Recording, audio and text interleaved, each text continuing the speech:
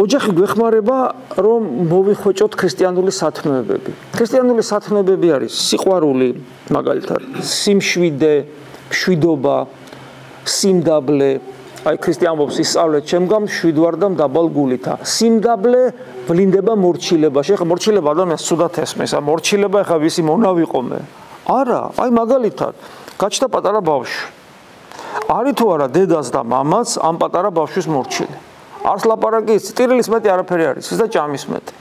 და დედაც მამაც და თუ კიდე სხვები არიან, ყველა ამის მორჩილია, ყველა ამას დასტრიალებენ და რაც იმას ზუნდა, ყველა იმას აკეთებს. ხავე რომ დასჭექავს, ეს ყველაფერზე დგება. მაგრამ ეს მორჩილება მონობაა ამ ბავშვის? ამ ბავშვის მიმართ მონობას ვავლენთ? ჩვენ ხო ეს ამით სიყვარულს გამოხატავთ. და თუ მაგალითად მეუღლეს დაემორჩილა, ახლა ქრისტე როგორ ამბობს? დაემორჩილენით ურთიერთარს ცოლ-ქმარს მიმართავს. დაემორჩილენით ურთიერთარს. ნუ კაცები თუ სხვა რამ, იქ სხვა სიტყვებიც აქვს, კაცები სხვა რამეს კითხულობენ ხოლმე, თხელ მახსოვს. ახსარებაზე ხალი მოვიდა და ის კაცას ვისმობდი, ორივე მრევლის წევრები იყვნენ და მამაო ეს გოგო მეუნება, ჩემი ქმარი მავიწროებს, რა ხდება?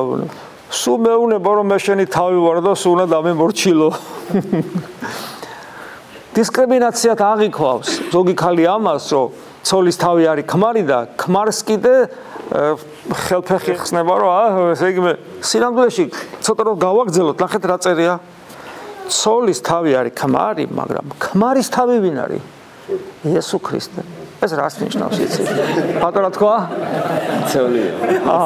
ხო, ეგეც არის. ნუ ხანდახან პირიქით არის ხოლმე რა. როცა წერია რომ ქმარის თავი არის ქრისტე, რას ნიშნავს ეს? ქმარი იყურება ქრისტეს თვალებით. ცოლს უყურებს როგორც ქრისტეს შეხედავდა სიყვარულით, თავგანწირული სიყვარულით, გესმით? და აბა ქმრებო, ჩემის ჩათვლით, ცოლს შევხედოთ თავგანწირული სიყვარულით. აბა ნახეთ როგორ დაგიჯერებს, როგორ დაგემორჩილება.